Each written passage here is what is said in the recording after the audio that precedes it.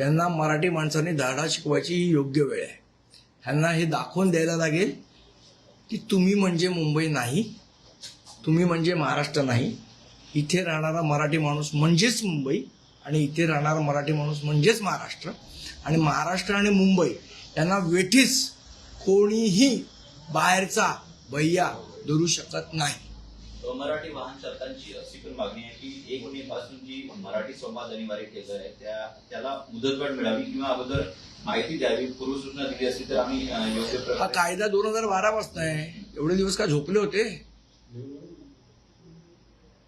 एवढे दिवस माझं मुळात म्हणणं आहे की जे अधिकारी, जर हा कायदा आहे की तुम्हाला स्थानिक भाषा आली पाहिजे, मराठी भाषा आली पाहिजे, ती येत नसताना सुद्धा यांना परमिट आणि लायसन्स दिली कुठे, त्या अधिकाऱ्यांवर कारवाई करा पहिले.